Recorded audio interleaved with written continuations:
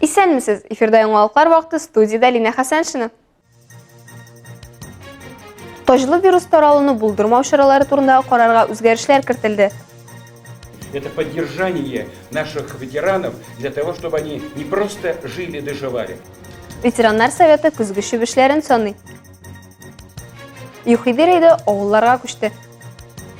Бу һәм башка яңалыклар турында мин һәм яңалыклар вакыты иҗат төркеме сөйләшәбез. Республикада COVID-19-га кагылышлы агымдагы вазгыять яңа чикләү чаралары кертергә мәҗбүр итә. Татарстан Министрлар Кабинеты хөкүмәте республикада яңа коронавирус инфекциясе таралуны булдырмау чаралары турындагы карарына үзгәрешләр кертте. Соңгы тәүлек эчендә Татарстанда коронавирус белән 271 кеше авырган. 6 татарстанлы COVID-19-ны республикадан читтә яктырган. Калган очраклар авыручылар белән элемтәдә булу өчен килеп чыккан. 78 кеше хастаханәгә салынган, 193-е өйдә дәвалана. Очракларның күбесе республика башкаласына туры килә. Анда 174 авыру очрагы теркәлгән. Ярчаллыда 34 авыру, районнар арасында иң күп очрак Питрәч районында 6 очрак ачыкланган. Әлмәт районында бу тәүлектә яңа зарарлану очраклары теркәлмәгән. 18 ноябрьгә булган мәгълүматларга караганда, республикада коронавирус белән 35 меңгә якын кеше авырган. Соңгы тәүлек эчендә 27600 кеше, шул исәптән 192се терелгән. Бүген 18 ноябрьдә Татарстан Министрлар Кабинеты хөкүмәтенең республикада яңа коронавирус инфекциясе таралуны булдырмау чаралары турындагы карарына үзгәрешләр кертте. Документ төбәкнең хукукый мәгълүмат сайтында урнаштырылган. Карар нигезендә Татарстанда 22 ноябрьдән җәмәгать транспортына, шәһәр җирүстә, электр транспортында, метрополитенда QR-кодлар системасы кертеләчәк. Шулай ук 22 ноябрьдән 60 яшьтән өлкәнрәкләр өчен ташламалы транспорт кушымтасы булган электрон карталар гамәлдә булу туктатылачак. Моннан тыш, автовокзалларда һәм автостанцияларда QR-код күрсәтмәсеннән башка шәһәр яны һәм муниципаль ара маршрутларга билетлар сату тыелачак. Бу төбәк ара маршрутларга кагылмый. Алия Байрамалова, яңалыклар вакыты, Лучельмәт телекомпаниясе. 2022 елда Россиядә эшсезлек буенча пособиянең максималь күләме 12792 сумга кадәр артачак. Россия Федерациясе премьер-министры Михаил Мишустин имзалаган тиешле карар хукукый мәгълүмат порталында урнаштырылган. Документта эшсез гражданнар өчен эшсезлек буенча пособиянең минималь күләме 1500 сум, эшсезлек буенча пособиянең максималь күләме 12792 сум күләмендә билгеләргә диелгән. Быел эшсез кеше айына 12130 сумга кадәр акча ала алган. Бу 2020 елның минималь хезмәт хакы күләменә туры килә. Башка темаларга. Әлмәт районында 45800 пенсионер яши. Аларның тырыш хезмәте нәтиҗәсендә илебездә зур төзелешләр алып барыла. Сугыштан соңгы икътисад күтәрелә. Соңра калар дәүләтнең таралуын, аннары яңарыш кичерүен күзәтә. Өлкән әби-бабаларыбыз буыны бердәмлеге белән үрнәк. Җәмгыятьнең иҗтимагый сәяси тормышында үсеп килүче буынны тәрбияләүдә аларның роле бәяләп бетергесез. Һәм алар бүген дә тик утырмыйлар. Әлмәт районында төрле мөһим эшләрне җирле ветераннар советы алып бара. Бу хакта һәм аларның эш нәтиҗәләре турында матбугат конференциясында сөйләделәр. Тулырак алдагы материалда. 12 ноябрьдә ветераннар иҗтимагый оешмасының 8-нче республика конференциясе булды. Матбугат конференциясында Василий Самойлов һәм делегация әгъзалары очрашуга йомгак ясадылар һәм киләчәккә планнар билгеләделәр. Отчитались о нашей работе и хочу сказать, что Без эшебез турында хисап тоттык. Татарстанда без беренче урыннарны алдык. Россия Федерациясендә без 3 конкурста җиңдек. Бу шактый югары дәрәҗә. Рәис буларак бездә мондый эш алып барылуы турында әйтүе миңа бик ошый. приятно говорить о том, что вот такая работа у нас ведется. Быел беренче тапкыр мәктәпләр, предприятиеләр һәм ведомстволар музейлары конкурс үткәрелде. Призерлар бүлеккә компьютер дисклары, дипломнар һәм грамоталар алды. Это очень достаточно высокий уровень. Бу бик югары дәрәҗә. Бу мәктәп музейлары 22 музей, бу шулай ук нефть сәнәгате предприятиеләре музейларда. Без бу эшне җитди эшләдек һәм ветераннар советында да, ветераннар берлегендә дә югары бәя алдык. Мы очень серьезно поработали над этим и получили высокую оценку как в Совете ветеранов, так и в Союзе ветеранов.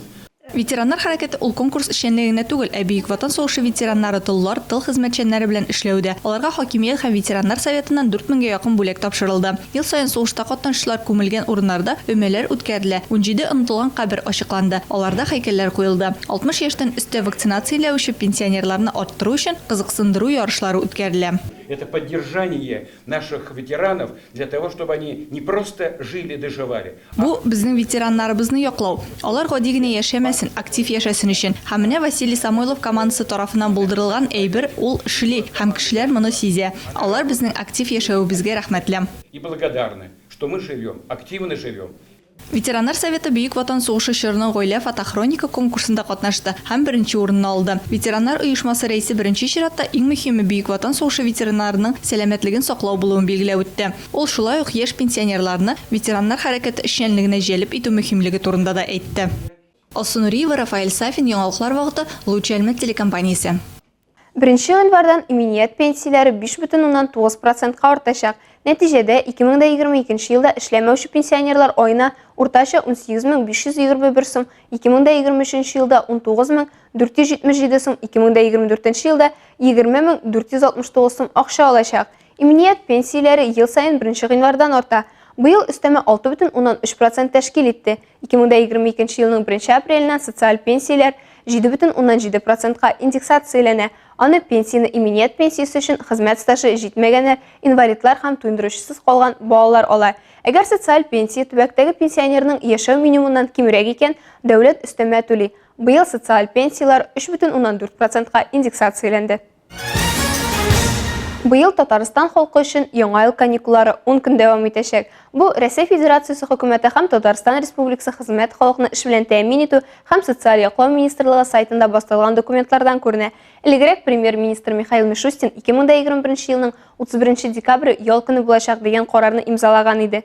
Тиешле документ хөкүмәт сайтында урнаштырылган. Анда 2 һәм 3 гыйнвар шимбә һәм якшәмбегә туры килү сәбәпле аларны 5 ноябрьдәге җомга көнгә һәм 31 декабрьдәге җомга көненә күчерү турында карар кабул ителде диелә. Ознакай районында җәяүле мөмкинлеге кысаларында ЮХИДИ бүлеге инспекторлары төрле акцияләр уздырдылар. Рейдларга чыгып, бу хакта җәяүлеләргә аңлату эшләре алып бардылар. Мондый чаралар авылларда да булып узды. Сәпәй һәм Уразай авылларында булган очрашуны безнең коллегаларыбыз да күреп кайтты. Илмира Шәрифуллина дәвам итә. Көннәр кыскара, төннәр озая, бу кайчак була. Бу караңгы күзләрдән кышка таба күчү чоры. Караңгы тиз төшү нәтиҗәсендә күз күреме начарлана, җәяүлеләргә дә, машина йөртүчеләргә дә юлларда йөрү уңайсызлыгы килеп туа. Агымдагы елда Азнакай районы территориясендә җәяүлеләрне таптатуның 8 очрагы теркәлгән. Һәлакәтләрдә 3 кеше тән җәрәхәтләре алган. Шуңа күрә җәяүлеләребез балалар кичләрен юлга чыкканда киемнәренә яктылык кайтаргыч элементлар таксын иде ди район ЮХИДИ бүлеге җитәкчесе Александр Лаврентьев. Белгечләр фикеренчә, яктылык кайтаргыч элементлардан файдалану җәяүлене таптату куркынычын 65%-ка киметә. Алар махсус материалдан ясала һәм яктылык нурын кире чагылдыра. Нәтиҗәдә машина йөртүче җәяүлене ерактан ук күреп өлгерә. Уразай һәм Сәпәй авылларында узган профилактик чарада моңа аеруча игътибар бирелде. Район юл хәрәкәте хәвефсезлеге комиссиясе секретаре Фәнүс Ахунҗанов балалар һәм өлкәннәрне юл кагыйдәләрен үтәргә, игътибарлы һәм сак булырга чакырды. Алар авыл җирлеге башлыклары, район ирекле халык дружинасы җитәкчесе Айрат Батыров һәм юл именлеге дружинасы әгъзалары белән балаларга һәм өлкәннәргә яктылык кайтаргыч элементлар бүләк иттеләр. Илмира Шәрифуллина, Рөстәм Әкбәров, Яңалыклар вакыты, Луч Әлмәт телекомпаниясе. Агымдагы елның 18 ноябреннән 18 декабренә кадәр ремонт эшләре башкару сәбәпле транспорт чаралары хәрәкәте ябылачак. 51 Б номерлы йорттан 53 Б номерлы йортка кадәр квартал эчендәге юл участогында Төзүчеләр проспекты буенча юл ябылачак.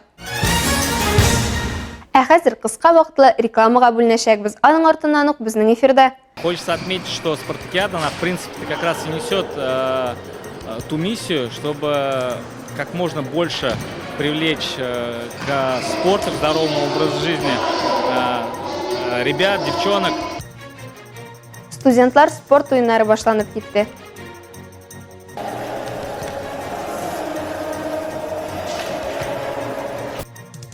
Хоккей җанатарларына нәрсәгә әзер булырга? Яшьлек урандары, тулы хыяллары. Дәртле импровизация яки хисләр өйрмәсе, калабызда джаз фестивале. Реклама тиз узачак, безнең белән калыгыз. Бүгін күндіз панорама сәуде өзегінде булушыларның барысы да қызықлы картинаны қарый алды. Bir түркім ешлер қызларға һәм егетләренә кулларындагы тәмәкене шын тере чәчәкләргә алыштырырга тәкъдим итте. Акция турында тулырак алдагы сюжетта. Тәмәке тартучыларның күбесе беренче тапкыр тәмәке продукциясын яшөсмер вакытта уктатып карый. Нәкъ менә шуңа күрә халыкара тәмәке тартудан баш тарту көне бу начар гадәткә дучар булган кешеләрнең үз аңына тәэсир итү генә түгел, ә яшь буынны тәмәке тарта башларга теләүдән саклап калуда максат итеп куя. Чөнки никотинның организмга йогынтысы бик җимергеч һәм беркайчан да әссез узмый. Әлмәт шәһәренең Тәлгать Шайхуллин исемендәге хәйрия реабилитация үзәге иҗтимагый хәрәкәте политехника техникумы студентлары белән берлектә тәмәке тарту өчен иң яман урыннарга чыктылар һәм кешеләргә тәмәкене чәчәкләргә алыштырырга тәкъдим иттеләр. Спасибо. Можно сигарету объесть? А есть сигареты? Да, мы же все, вот сюда вот. Спасибо огромное. Сегодняшняя акция у нас финансово поддержана акционерным обществом «Татнефть». Бүгенге акцияны уздырырга Татнефть компаниясе ярдәм итте. Без сәламәт сайлау проектын тормышка ашырабыз. Менә шушы проект кысаларында реабилитация, профилактика ярдәме һәм менә шундый акциялар үткәрәбез. Помогаем не залезть в это. Ну и вот такие вот акции. Ел сайын тәмәке 7 миллионга якын үлем очрагына китерә. Аларның 6 миллионнан артыгы кулланучылар һәм элеккеге тәмәке кулланучылар арасында, ә 900 меңнән артыгы тәмәке төтенен сулаучылар. Бәхеткә, күп кенә әлмәтләр тәмәке эшләнмәләрен куллануга каршы. Курение – это вредно для здоровья. Я советую полностью всем бросить курить. На самом деле, есть выбор у каждого. Можно попробовать, да, и получить для себя какой-то новый опыт и понять, нужно тебе это или нет, нравится тебе это или нет. Либо занять себя чем-то интересным и получать от жизни много ярких эмоций. Ты сигарет, да. Әлеге акция ел сайын үткәрелә. Һичшиксез, ул әлмәтләрнең дөньяга карашына уңай тәэсир итә. Чөнки һәр кешегә бүләк итеп тәмәкегә алмашка нәфис роза чәчәге алу күңеллерәк бит, килешәсездер. Алия Байрамалова, Милена Валиева, Рафаэль Сафин, яңалыклар вакыты Луч Әлмәт телекомпаниясе. Яман гадәтләрдән арынмас өчен иң дөресе аны булдырмау һәм тормыш юлдашың итеп спортны сайлау. Мисал өчен шәһәребезнең югары һәм урта уку йортлары студентлары спартакиадада берләшә. Бүген агымдагы уку елның спорт уеннары старт алды. Ул май аена кадәр үткәреләчәк һәм ай сайын төрле спорт төрләре буенча узачак. Май аенда 8 спорт төре буенча алган урыннар суммасы буенча гомуми зачет җиңүчесе билгеләнә. Спартакиада кысаларында узучы беренче ярышта студентлар өстәл теннисында көч сынашты.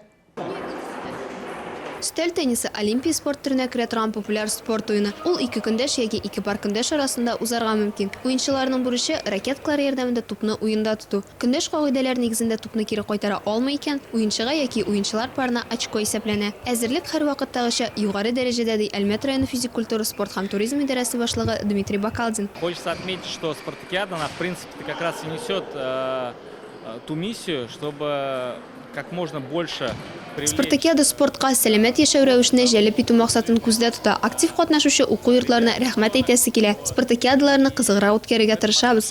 Конечно же, хотел поблагодарить все наши учебные заведения, которые довольно активно принимают участие. Мы сейчас ведем, в принципе, такую работу, чтобы спартакиада стала более интересной. Ярышта катнашучылар Әлмәт физик культура, Әлмәт медицина, Әлмәт музыка күллияте һәм Әлмәт һөнәри күллияте. Сәүдә һәм экономика техникумы, политехник техникумда белем алучы 6 егетләр һәм 4 кызлар командалары. Югары уку йортларыннан 3 кызлар һәм егетләр командасы катнашты. Бу Книтукаи Әлмәт филиалы, Әлмәтнең дәүләт нефть институты һәм Казан инновацион университетының Әлмәт филиалы студентлары. Катнашучылар арасында республика ил күләмендә чыгыш ясаучы спортчылар да бар, ләкин күпчелек хәвәскәр уенчылар. Я первый раз здесь участвую, чувствую страх. Но Беренче тапкыр катнашам, бераз каушыйм әлбәттә, тик дусларым булу ышаныч бирә. я верю только в своих друзей, которые пришли выигрывать. Берәүләр ярышларда беренче тапкыр катнашса, икенчеләре ел сайын катнаша һәм командалары ел сайын призлы урыннар алуын куанып сөйли. Участвую не в первый раз, четвертый, наверное. Каждый год прихожу, участвую. Интересно очень. Мин 4-нче ел катнашам. Бик кызык, күңелле спорт чарасы миңа ошый. 3 уен уйнадым. Алар арасында 2 җиңү, 1 җиңелү. Соңгы уен билгеләячәк. Отсам алга таба уйныйм, ә оттырсам 2-нче урын шәхси зачетта. Еще осталась последняя игра, решающая. Если я ее выиграю, то дальше еще буду играть. А если проиграю, то все, второе место. Оештыручылар сүзләренчә, иң мөһиме команда ярышларында иң көчлеләрне ачыклау.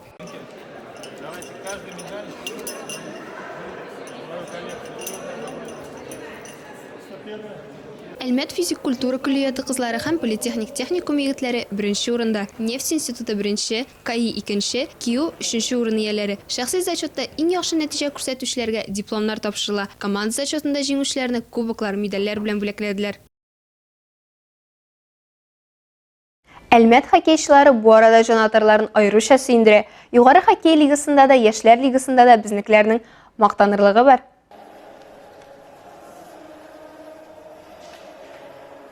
Самаралылар матчның 1-нче 20 минутын рәттән 2 тапкыр буздан чыгарудан башлый. Һәм инде 6-нчы минутта ук моның өчен түлиләр. Игорь Полыгалов исәпне ача. Нефтяник уенчыларының тагын бер һөҗүме 16-нчы минутта була. Үз исәбенә голны Владимир Пешехонов яза. Тәнәфестән соң Нефтяник бер алка керттерә. Әмма шунда ук Артур Балтанов гол белән җавап кайтара. Аннары Максим Рыжков командага уңыш китерә. Ә Максим Салахов 34-нче минутта исәпне 1-5 итә. Матчның соңгы өлешендә инде самаралыларга күпчелектә уйнау мөмкинлеге туа. Тик безнең хоккейчылар контратака оештыра һәм Артур Балтанов 6-нчы гол белән тәмамлый. 1-6 исәбе Сиренага кадәр үзгәрми. Нефтяник зур җиңү ялый һәм Тольяттига китә. Бүген ул Лада белән уйный. Спутникның Сибир снайперлары белән беренче кунак очрашуы әлмәтләрнең кискен көрәштә җиңүе белән тәмамланды. Спутник очрашуны бик тиз алка кертүдән башлый. Семен Калинин топшырдан исәпне Рияз Галиев ача. 18-нче минутта Рияз Галиев дубль ясый һәм безнең команданың өстенлеген 2 тапкыр арттыра. Матч уртасында Новосибирскидан Матвей Билянини артта калуны киметә. Әмма тиздән чираттагы тапкыр Шакиров, Калинин, Якупов өчлеге балкый. Семен белән Равил комбинация оештыра һәм аны Расим Шакиров тәмамлый. 3-нче периодта хуҗалар янә бер алкага кадәр калышуны киметә. Ә ахырда Спутник составында башта Рәшит Сәмигуллин, аннары Илья Барсуков буздан чыгарыла. Снайперлар капкачыны салдыра, уйнау өчен бөтен көчен куя. Спутник тигез булмаган составларда уйнаганда ышанычлы була һәм эшне җиңүгә җиткерә. 3-2 нәтиҗәсе белән Әлмәтнең Спутник командасы җиңә. Нефтче мәдәният сарайында классика джазы концерты булды. Игорь Бутман оркестр солистлары Олег Аккуратов, Фантинае шәһәр халкына һәм кунакларга онытылмаслык хис кичерешләр бүләк иттеләр. Мондый очрашу Татнефть компаниясының финанс ярдәме белән мөмкин булды. Джаз дөньясын безнең төшерү төркемендә күреп кайтты. Добрый вечер, дорогие друзья. Присягнусь, Харли Киш. Еш булган джаз йолдызлары уникаль пианист Олег Аккуратов һәм җырчы Фантине концерт куйды. Алар Игорь Бутман оркестр солистлары белән бергә дөнья күләм танылган хитларны, джаз стандартларын һәм автор композицияләрен башкардылар. Потому что такие мероприятия дают возможность прикоснуться к большому, к прекрасному. Мондый чаралар зур гүзәллеккә якынаю мөмкинлеге бирә. Татнефть компаниясе ярдәм белән үткәрелә торган шушындый чаралар көньяк көнчыгышта яшәүче барлык кешеләргә дөнья күләм танылган йолдызларны күрергә һәм ишетергә мөмкинлек бирә. Они дают возможность всем жителям Юго-Востока посетить и увидеть, услышать вживую мировых величин, мировых звезд сцены.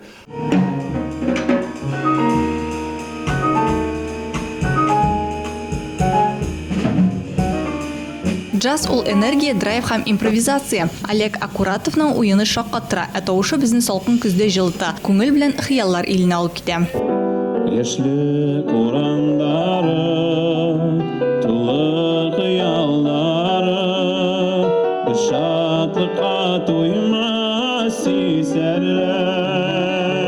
Бу кичтә төрле музыка яңгырады. Классик джазда, Татарстаныбызда туган музыкаль композицияләрдә. Илнең иң яхшы джазменнар концерты тамашачылар күңелендә һичшиксез үз изен калдырды.